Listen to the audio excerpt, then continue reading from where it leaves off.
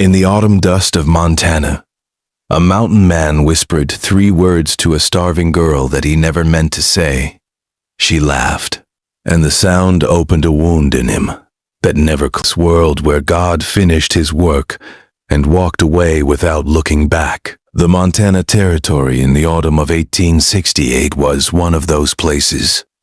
Mountains rose from the earth like the bones of something ancient and buried. Rivers cut through valleys so deep that sunlight only reached the bottom for a few hours each day. The pines stood so thick on the ridgelines that wind passing through them made a sound like breathing, as if the land itself was alive and sleeping and preferred not to be disturbed.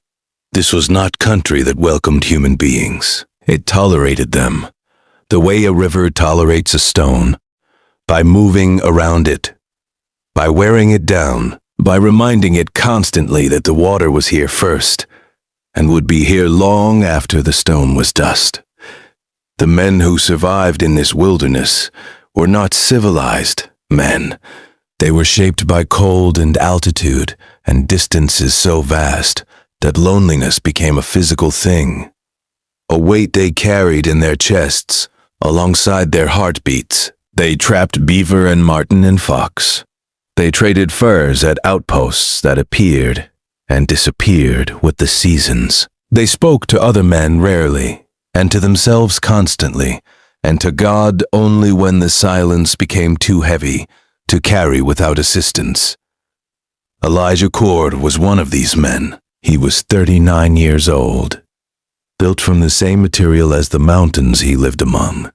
Broad shoulders, thick arms, hands that could set a steel trap in frozen ground, or skin an elk in under 20 minutes, or build a fire in rain that would have discouraged lesser men into surrender. His face was weathered beyond his years.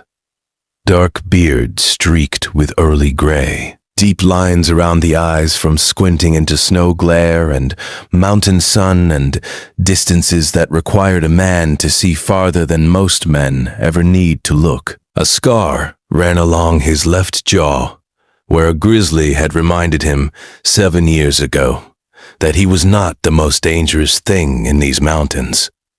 His eyes were dark brown, almost black, the kind of eyes that absorbed light rather than reflecting it, eyes that had seen enough to fill several lifetimes and had decided somewhere along the way that showing what they had seen was unnecessary.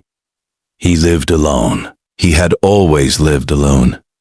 Not because tragedy had taken someone from him, but because he had never found someone worth enduring the vulnerability that companionship required. The mountains were enough.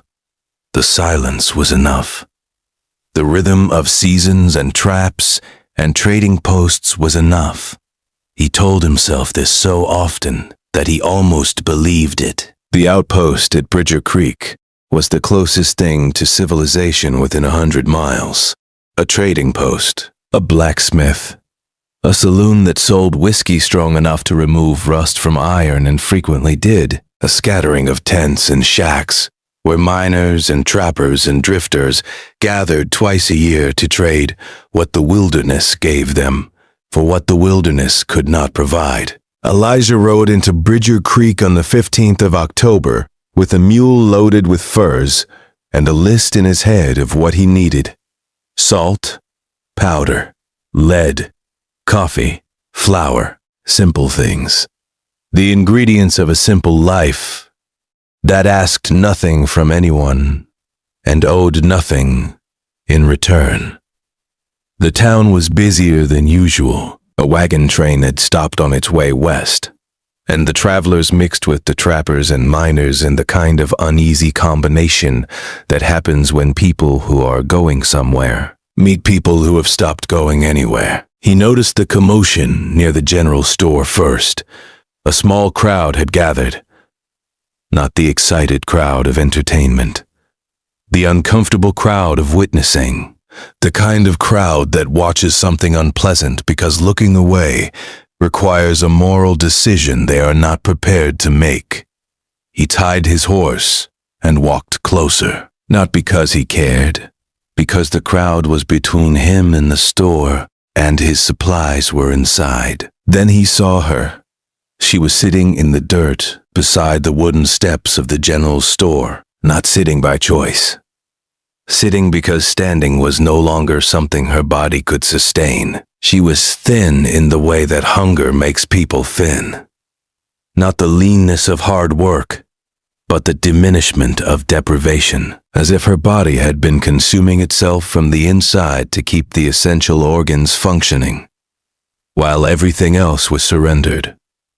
Her dress had been blue once. Now it was the color of dust and wear, and the particular gray that fabric turns when it has been washed in creek water too many times and dried in sun too harsh for the dye to survive.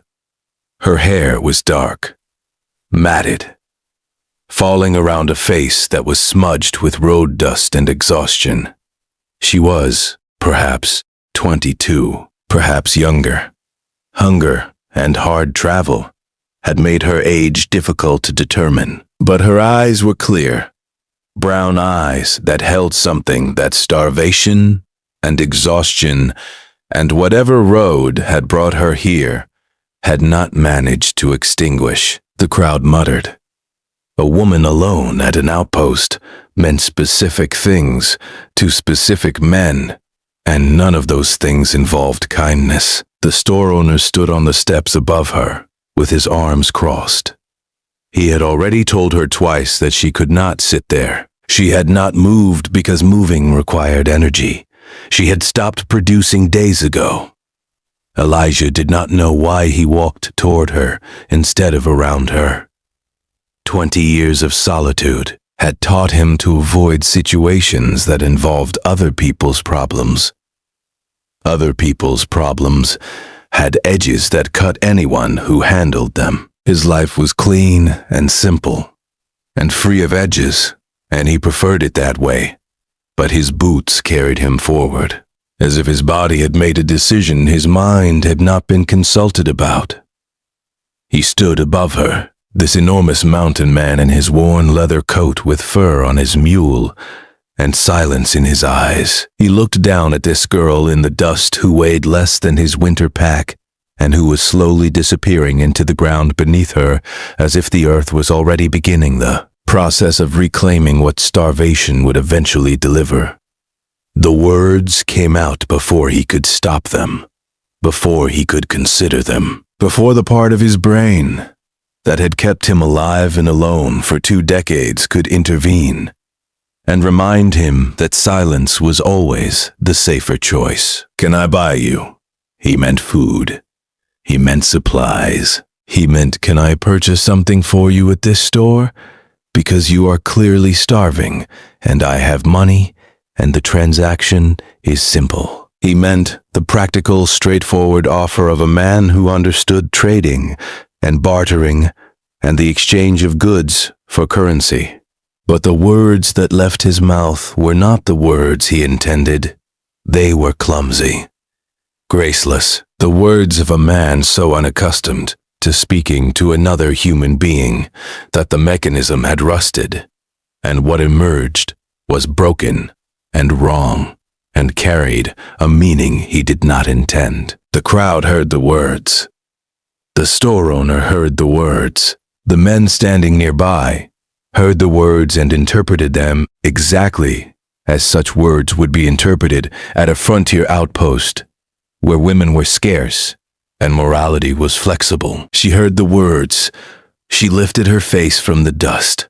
Those brown eyes found his dark ones, and in the space between one heartbeat and the buy, next something happened that neither of them expected.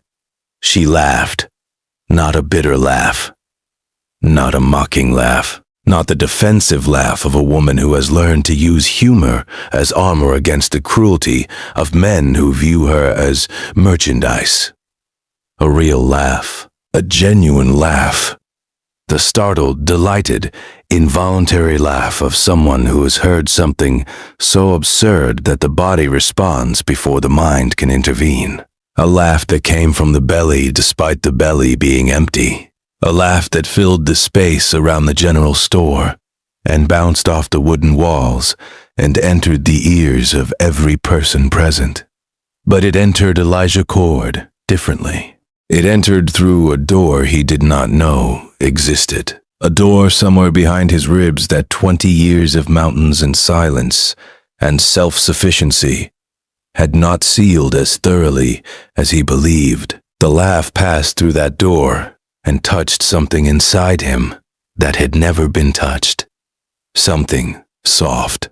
Something that had survived the grizzly and the winters and the loneliness because it had been hidden so deep that even he had forgotten it was there.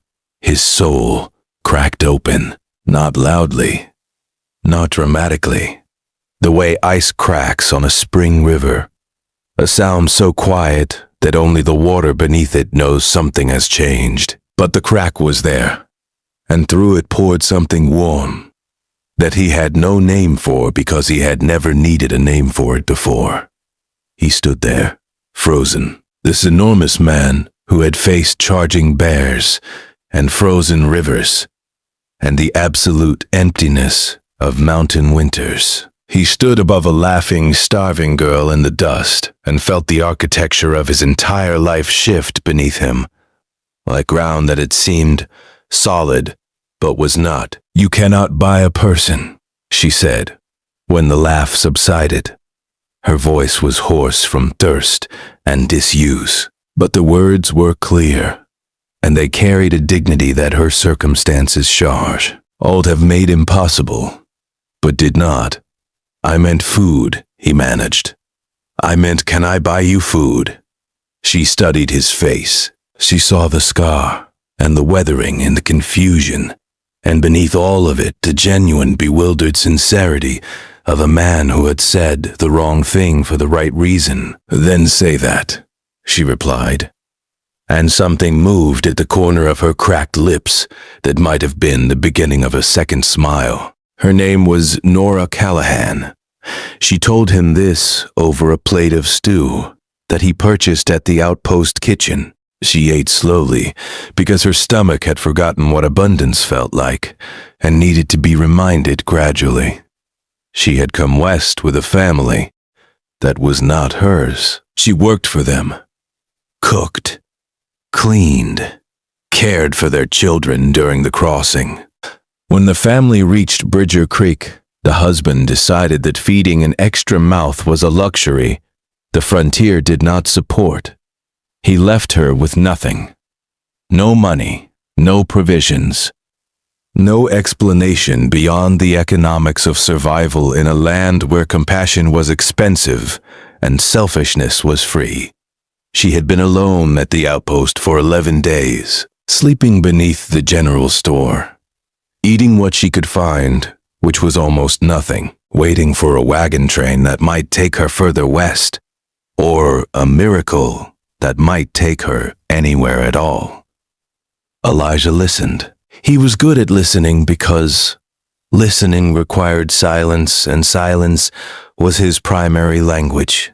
He listened to her story the way he listened to the mountains, with patience, with attention, with the understanding that what was being said was less important than what lived beneath the words. He offered her work at his cabin, 30 miles north in the mountains, cooking and maintaining the homestead while he ran his trap lines. Fair wages, separate quarters. The professional arrangement of a man who needed help with domestic tasks he had been performing badly for 2 decades. That is what he told her. That is what he told himself. But the crack was already there, and through it the warmth was spreading into territories that had been frozen so long they had forgotten what thaw felt like. She accepted, because the alternative was the dirt beneath the general store and the slow, patient hunger that was erasing her one day at a time. They rode north into the mountains. She sat on the mule among the firs. He walked beside his horse and said nothing for 3 hours. She did not ask him to speak, because she understood instinctively. that this man's silence was not emptiness. It was fullness, a life so complete in its solitude that words were a foreign currency he spent reluctantly. The cabin surprised her. It was solid, well-built, warm in ways she had not expected from a man who seemed constructed entirely from stone and silence. There were books on a shelf above the fireplace. Poetry, history, a worn Bible with passages underlined in pencil. The interior of this cabin told a story that the exterior of this man concealed. The story of someone who thought deeply and felt deeply and had chosen isolation, not because he was incapable of connection, but because connection terrified him more than any bear or blizzard ever could. Autumn deepened. The aspens turned gold, and then bare. Snow appeared on the peaks and descended toward the valley with the slow inevitability of something that had done this 10,000 times before and would do it 10,000 times again. They developed a rhythm. He trapped, she cooked. He brought meat, she preserved it. He repaired the cabin. She organized its interior with a precision that transformed the space from shelter into home. They ate together in the evenings by the fire, and the silence between them changed texture. It became less like absence and more like presence. The Sile, niece of two people who do not need words, because the words have already been spoken by proximity and consistency, and the quiet accumulation of shared days. She noticed things about him. The way he removed his boots before entering the cabin, as if the space she maintained deserved respect. The way he left wildflowers on the table, without mentioning them. The way he read poetry by firelight, and his lips moved silently, forming the words as if they were prayers he was not ready to speak aloud. He noticed things about her. The way she hummed while cooking. Melodies he did not recognize from a life he had not lived. The way she stood at the cabin door each morning and looked at the mountains as if seeing them for the first time every single day. The way her laugh appeared without warning and without cause and filled the cabin the way the fire filled it, with warmth and light and the particular comfort of something alive in a cold world. The crack in his soul widened, not painfully, gently, the way a flower opens, the way dawn arrives, so gradually that the moment of change is invisible, and only the result is undeniable. Winter descended with its full authority. Snow buried the valley. The trails closed. The world contracted to the cabin, and the woodpile, and the frozen creek, and the two of them occupying a space designed for one person who had believed one person was sufficient. On a December evening, she found the poetry book open on the table. A passage was underlined in fresh pencil. She read it by firelight, while he pretended to repair a trap that did not need repairing. The words were about finding water in the desert, about discovering warmth in the place you least expected it, about the soul's capacity to open after years of believing it was sealed. She closed the book. She crossed the small cabin. She placed her hand on his scarred, rough, enormous hand that was pea, pretending to work on a trap that was already perfect. "You still cannot buy me," she whispered. His dark eyes met her brown ones. "I am not trying to buy you," he said. "Then what are you doing?" The fire crackled. The snow whispered against the windows. The mountain silence wrapped around the cabin like something protective and ancient. "I am asking you to stay," he said. "I do not know the right words. I have never needed them before. I have only the wrong ones. But I am asking." Her hand tightened on his. Her eyes glistened in the firelight. "You found the right ones," she said softly. "You found them in the dust outside a general store when you said the wrong thing and meant the right thing." And I laughed, because no one had ever been that honest with me before. They married in spring when the snow retreated, and the valley floor showed its face again. Green and new and impossibly beautiful after months of white. No preacher, no witnesses, just words exchanged beside the creek while snowmelt rushed past, carrying winter away. Years settled over them like the mountain light. Gentle, golden, a daughter arrived, and then a son. The cabin expanded. Laughter filled the valley the way birdsong filled it. Naturally, without effort, without anyone asking it to. Nora grew strong in the mountain air. Her body recovered what hunger had taken, her face filled with the particular beauty that happens when a person is exactly where they belong. Her laugh remained unchanged. Sudden, warm, the sound that had cracked open a mountain man's soul and let the light pour in. Elijah softened in ways only she could see. The silence remained, but its quality transformed. It became the silence of contentment rather than isolation. The silence of a man who has everything he needs within the walls of a cabin he built with hands that once believed their only purpose was survival. Travelers who passed through the valley in later years sometimes spoke of the homestead in the mountains, the stone cabin beside the creek, the tall, quiet man, and the dark-haired woman whose laugh carried across the water, the children who played among the pines, as if the wilderness was a garden planted specifically for them. They said the man had a scar on his jaw, and poetry on his shelf, and a gentleness that contradicted his size, the way a spring contradicts the rock it flows from. They said the woman told a story sometimes about a day in the dust outside a general store when a mountain man asked her the wrong question, and she laughed, and the laugh traveled through the years like a river through a canyon, shaping everything it touched, slowly, gently, permanently. Some people search the whole world for what they need.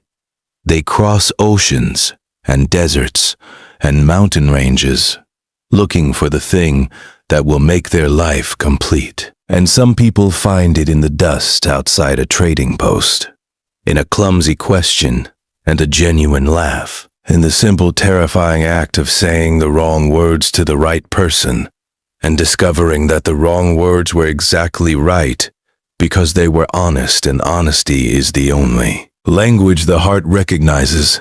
Can I buy you? No, you cannot. But you can sit beside me while I eat this stew you purchased, and you can walk me into your mountains, and you can show me your poetry and your silence and the cabin you built for one person that has always had room for two. You can ask me to stay using words you have never spoken before, and I will stay, not because you bought me, because you broke yourself open in front of me and let me see what was inside, and what was inside was worth more than gold.